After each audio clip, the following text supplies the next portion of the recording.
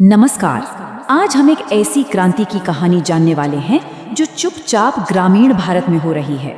ये टेक्नोलॉजी और महिला सशक्तिकरण की एक ऐसी कहानी है जिसे झारखंड की महिला मेट लिख रही हैं। जरा इस नंबर पर गौर कीजिए, 36,169।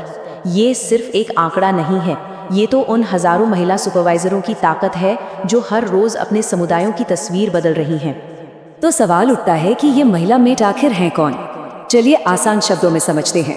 ये वो ट्रेन महिला सुपरवाइजर हैं जो गांव में चल रहे काम की जगह को मैनेज करती हैं, डिजिटल तरीके से सबकी हाजिरी लेती हैं और ये पक्का करती हैं कि राष्ट्रीय रोजगार गारंटी योजना के तहत सबको सही मजदूरी मिले। तो आज की हमारी चर्चा में हम इस पहल के जबरदस्त स्केल को समझेंगे, फिर जानेंगे कि ये रोल इतना जरूरी क्यों है, देखेंगे कि ये कौन से डिजिटल टूल्स इस्तेमाल कर रही हैं, ज़मीन पर इनका नेतृत्व कैसा है, इस सशक्तिकरण का असर क्या हो रहा है और क्या ये भविष्य के लिए एक मॉडल बन सकता है।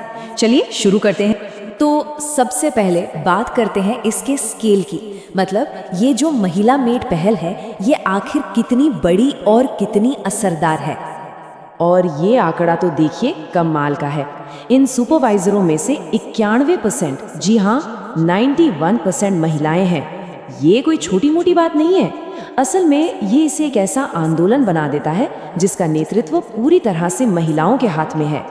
लेकिन सवाल ये है कि आखिर एक अलग से सुपरवाइजर की जरूरत पड़ी ही क्यों? देखिए, बात सीधी सी है। पहले ग्रामीण कार्यस्थलों पर कई तरह की चुनौतियां थीं और उन्हें सुलझाने के लिए एक ऐसे लीडर की जरूरत थी जो भरोसेमंद हो और हमेशा मौके पर मौजूद रहे। अब देखिए कि एक मेटामेट के आने से जमीन पर क्या फर्क पड़ा। पहले काम के रिकॉर्ड्स में अक्सर गड़बड़ियां होती थी, लेकिन अब एकदम सटीक डिजिटल अटेंडेंस लगती है। पहले मजदूरों को कोई सपोर्ट नहीं मिलता था, पर अब उनकी हर जरूरत का ध्यान रखा जाता है। और सबसे बड़ी बात, पेमेंट में जो देरी या गड़बड़ी की गुंजाइश थी वो अब एक ट्रांसपेरेंट प्रोसेस में बदल गई है। चलिए अब आते हैं सबसे दिलचस्प हिस्से पर, टेक्नोलॉजी। ये देखना वाकई में कमाल है कि कैसे ये ग्रामीण महिलाएं हाईटेक टूल्स को बड़ी आसानी से इस्तेमाल कर रही हैं और अपनी परंपरा को टेक्नोलॉजी के साथ मिला रही हैं। तो इनका सबसे बड़ा हथियार क्या है? एक स्मार्टफोन ऐप जिसका नाम है NMMS, यानी नेशनल मोबाइल मॉनिटरिंग सिस्टम। अब होता क्या है, रोज सुबह वे इस ऐप में लॉगिन करती हैं, मजदूरों के आधार कार्ड स्कैन करती हैं, जियो टैग की हुई तस्वीरें अपलोड करती हैं और फिर ये सारा का सारा डेटा सीधा सरकारी मस्टर रोल से सिंक हो जाता है। सब कुछ ऑटोमेटिक।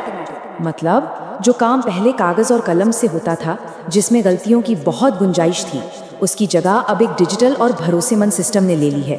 इससे न सिर्फ काम सटीक हुआ है, बल्कि पूरी प्रक्रिया में एक जबरदस्त पारदर्शिता भी आई है। लेकिन रुकिए, एक महिला मेट का काम सिर्फ ऐप चलाना ही नहीं है, उससे कहीं ज्यादा है। अब हम ये देखेंगे कि वो जमीन पर एक लीडर और मैनेजर के तौर पर और कौन कौन सी जिम्मेदारियां निभाती हैं।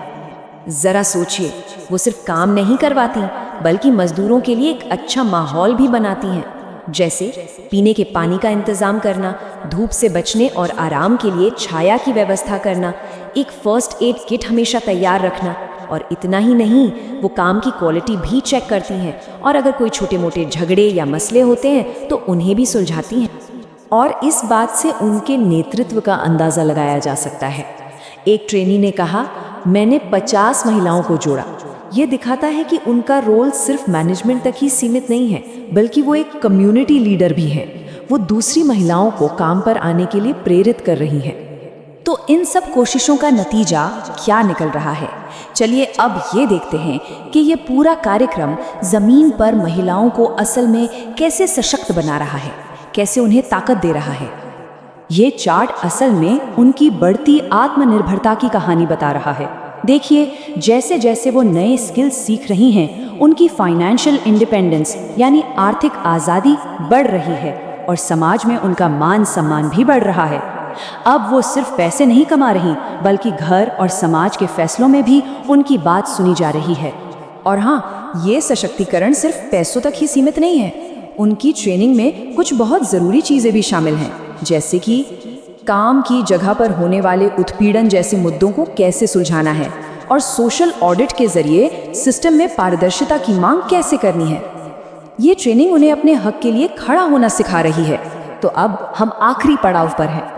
देखिए, ये पहल सिर्फ एक कामयाबी की कहानी नहीं है, ये आने वाले समय के लिए विकास का एक बहुत शक्तिशाली मॉडल, एक ब्लूप्रिंट भी बन सकती है।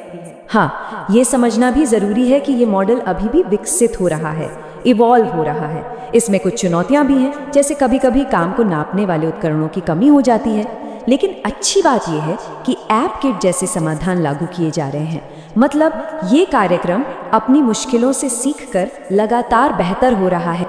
और अब एक अहम सवाल, क्या टेक्नोलॉजी और महिला नेतृत्व पर आधारित ग्रामीण विकास का ये जो झारखंड मॉडल है, क्या इसे दुनिया के दूसरे हिस्सों में भी दोहराया जा सकता है? ये एक ऐसा सवाल है जो इस कार्यक्रम की असली ताकत और इसकी असीम संभावनाओं को दिखाता है।